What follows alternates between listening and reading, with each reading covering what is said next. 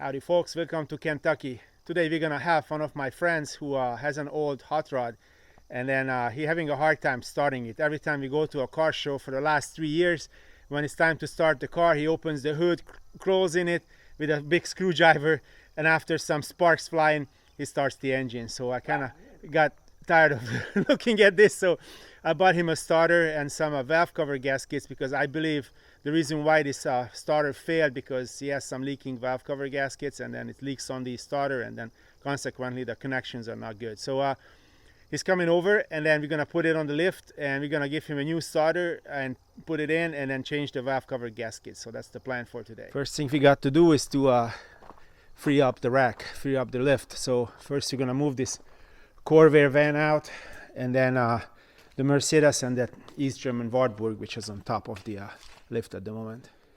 Yeah, the Corvair battery is I always disconnect it because I'm scared of it. So I got a really cool disconnect set on it. So the battery is in the back, and then here's a disconnect part which I got from Europe, and I'm just gonna push it on. Super easy to do. Let's take it out.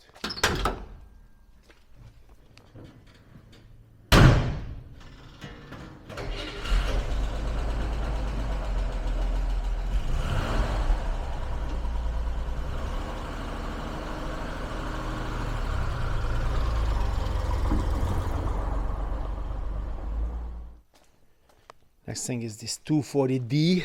I call it a racing turtle. Let's see how it starts. The way we start a car like this, at first we turn on the ignition. Well, there's no ignition, but we turn the key, and that will allow us to pull the slingshot thing. So we're gonna pull it a little bit more, and now we're gonna wait until that salt shaker in the middle, this one, will actually start glowing. This is the 5th glow plug in the engine, and then that will glow and show you exactly what the other glow plugs are doing inside the engine.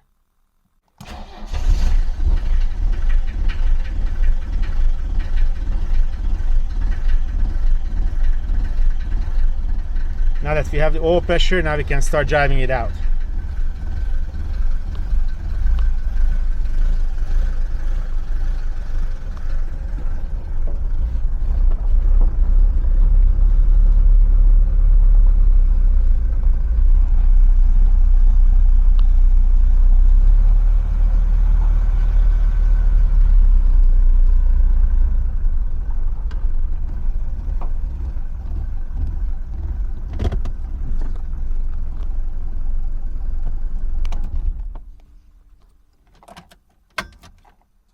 Next one gonna be this East German Wartburg. This Wartburg, yeah, that's the full-size East German car, and it's leaking everything. Although it was totally nicely restored, but it's still leaking. I mean, look at this thing. Everything was cadmium treated, every bolt. I need to really clean this thing, but it's still in the front, fuel leaking, in the middle, a little coolant leaking, and from the transmission, a little transmission fluid leaking. It's always leaking something. You can see the frame underneath, and everything is very nicely prepped. Here's the trailer hitch. Yeah. Anyhow, let this thing down, start it up.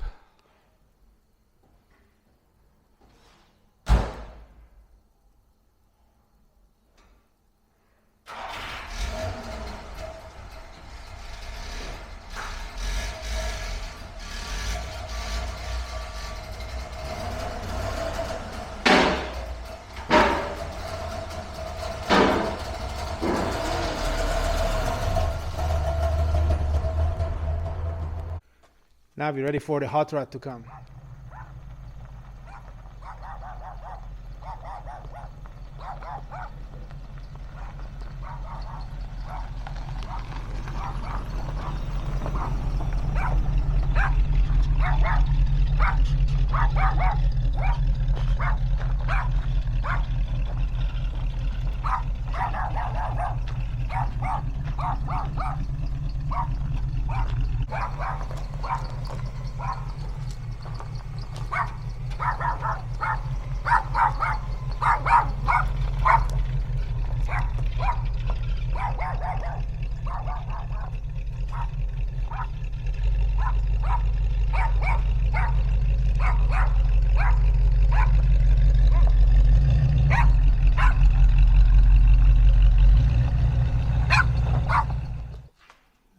right, good morning.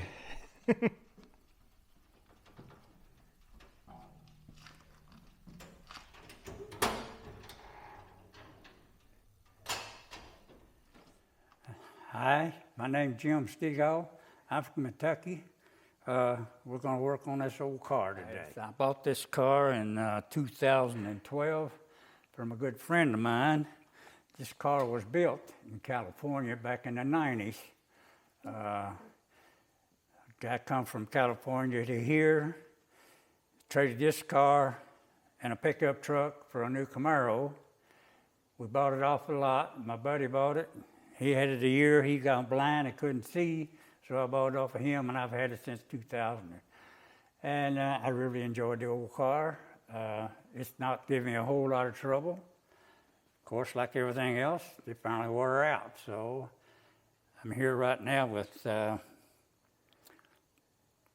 to have new valve cover gaskets put on it and a new starter put on it. The last 6 months, it's given me a few problems on starting. I'd go somewhere and stop and cut it off, then I'd have to get a screwdriver out, cross the poles, and to start it back up. So we're going to change the starter out and put a new starter on it. I went on eBay and I was trying to find the right starter. I hope I found the right one. And here it is, and it's an original AC Dalco part. And also got this Fab-Pro gasket from Napa.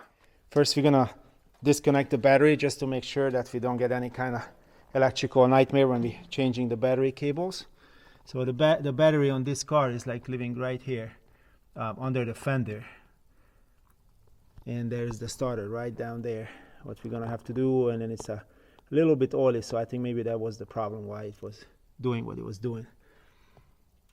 Now that the battery is disconnected, now we're gonna get on the bolts for the valve cover.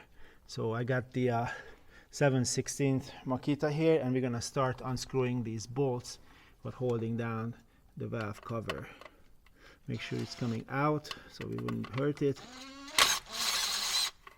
And then we take the bolt out with that nice big bar next to it. And we're gonna do it on all four corners. On this one is actually holding the wires but holding the wire holder, so we're gonna be careful with that. Now we got all the bolts and those rods are, or the holders are, so now we can just remove the whole thing and then go from there. And now there it is. So I guess we could even use the old gasket, but we're just gonna put a new one in. Well, it looks fairly clean inside. The last one who put that on glued it on, so now I'm gonna have a hard time cleaning it off without hurting it. And it's very nice that they only glued on one side, so we can actually remove it and put it back on. But now the gasket actually got a little old, so we're gonna work with it for a while to get it off. That's why I like the Ultra Copper better, because that actually seals really well, and then also afterwards we can actually remove it very easy, clean it, and then put it back. Put it back again. Now we finally went through with this, and then there's all the remains, and it looks nice now. So now I get all this little debris inside, which we're gonna wash out with a dishwashing detergent and then dry it out with a compressor. So make sure there's no debris go back into the engine. Now it's cleaned up real well, so inside and out, so we can put it back on. Here's the new gasket. Looks like it lines up very nicely. There are two holes on it, so you can put it on two different vehicles. And just one side, I'm gonna use this Ultra Copper gasket maker. So I'm gonna just put a bunch here, or not all that much, and put some on the other side. You're gonna stick them together, and then we can put it on. But before we do that, I'm gonna clean the surface on the engine as well. Just put a very thin layer of this Ultra Copper, and then we're gonna put this just back on. And not gonna do anything on the other side, so you can actually remove the valve cover later if you have to. I got all of the bolts in by hand. This one was a little bit harder, but managed to do that. But now I'm not gonna use any kind of power tools, because I don't want to over tighten the bolts and cut the gasket. So I'm just gonna do it by hand, and then you're gonna use it. Oh, now it's there. It's under the car. So I'm gonna use a regular ratchet to just finish it off by hand. I don't want to over tighten it. Now we got the bolts tight, but not too tight. We can start putting back the oil plug and this breather.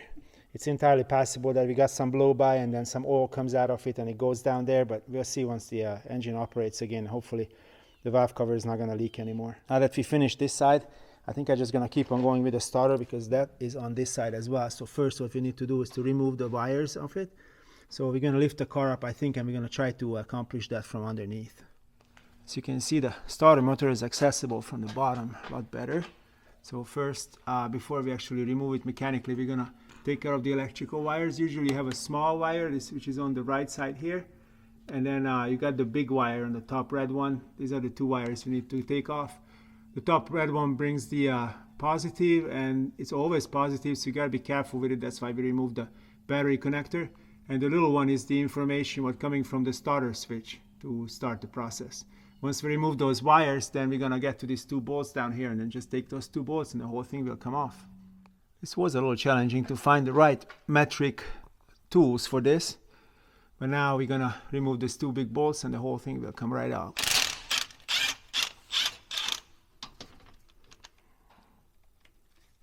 Just keep going with it and just take it out and put it down. Yep, just put it on the side here. Yep.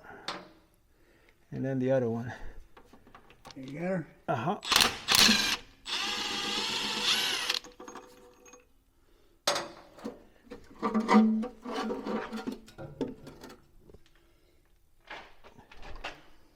And here it is. If I would show you guys this, yep, here's the starter. I'm fairly confident that this starter is okay. The only problem was that this nut was a little loose. Therefore, this was loose too.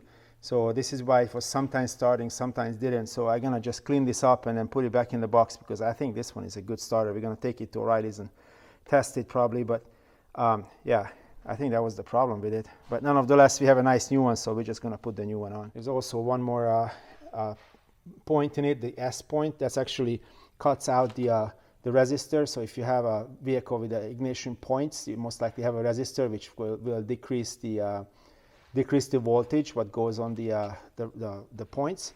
So this will cut it out and then it will give total positive 12 volts, like that, totally 12 volts to the coil to make sure you got the most amount of spark when the engine is starting. And after it's started, the resistor will actually regulate how much volt will go into the distributor, and it may go down to 3 volts, maybe 6 volts by then. But if you have an electronic ignition, then you don't need that function. Like this car has an electronic ignition, you don't need that. Only if you have points.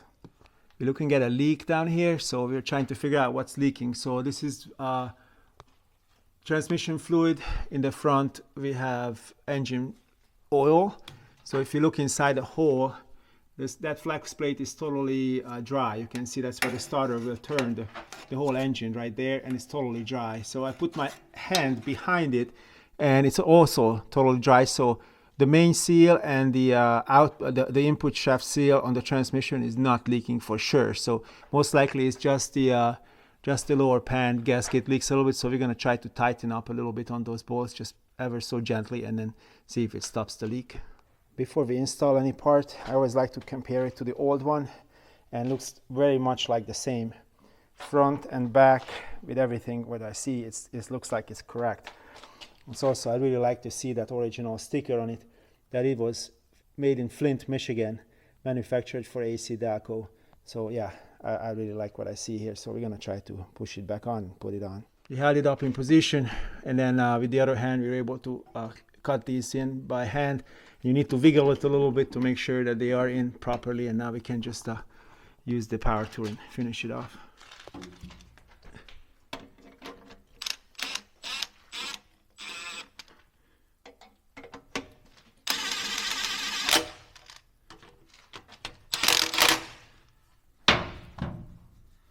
I didn't use the Makita all the way because I want to tighten it by hand, make sure we don't over tighten it, because then we can break the thread on it.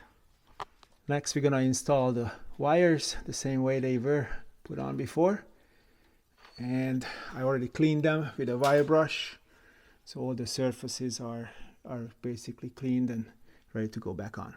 Now we're gonna try to tighten on these, and I probably need another kind of wrench for this, but yeah, they were tight but not all that tight, so you can actually move them, adjust a little bit. So that's what we're gonna do with all the bolts on it.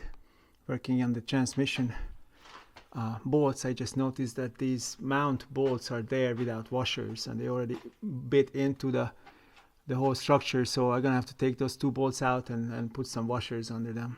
You can see how much the bolts cut into that cross member already. So we're gonna put nice washers underneath to prevent that from happening. I think this looks a lot better now. So next thing we're gonna do is we're gonna clean up the ground connector. I don't think it was touched for a very long time, so we're gonna take that bolt out and just clean the ground connector there. Yeah, it doesn't look all that good, so I'm gonna clean up the frame and this connector as well, and the bolt. Cleaned up both surfaces, the surface where this we're gonna hit, this one both sides. I cleaned up the bolt, and I'm gonna put a little dielectric grease on it to make sure the moisture wouldn't get to it in the future. I think we've done everything we possibly could. So now, since I seen it was really dry, I put a little grease on the connecting rods and the ball joints. So I think we're done on the bottom here. And now we're gonna do one more thing, is the other side, the driver's side valve cover gasket change. So we're gonna let the car down and move the protector gear over to the other side and then get on that one. Since we're done on this side, I just reconnected the battery terminal. So now that everything is fine, we're gonna go the other side and do the other valve cover. On this side, first we're gonna take this big breather off, and then we're gonna start screwing the normal bolts out.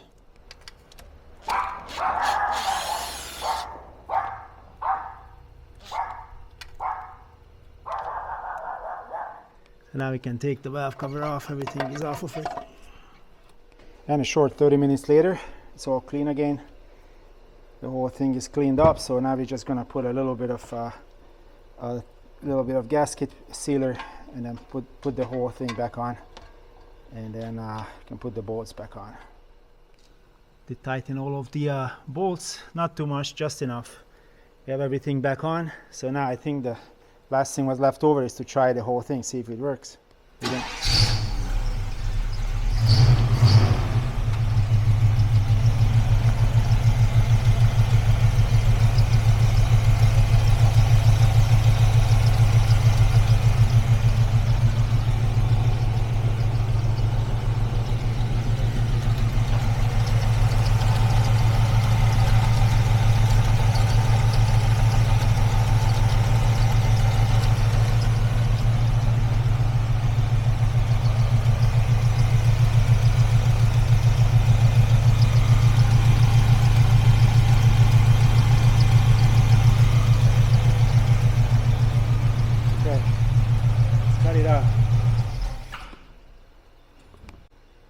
It looks everything is fine for now, so we're gonna have to drive it a little bit to see if anything comes out.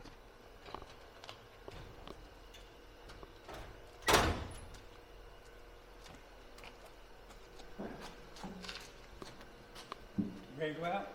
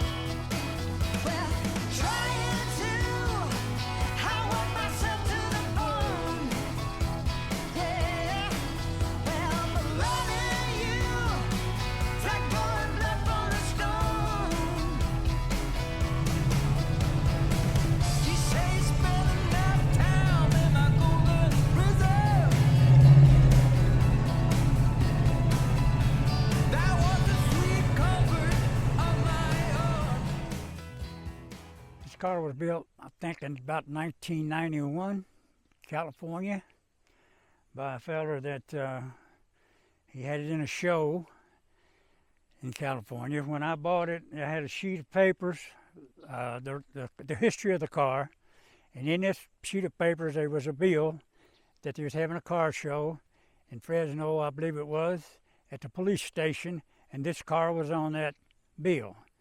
So that's how I know what date it was approximately built.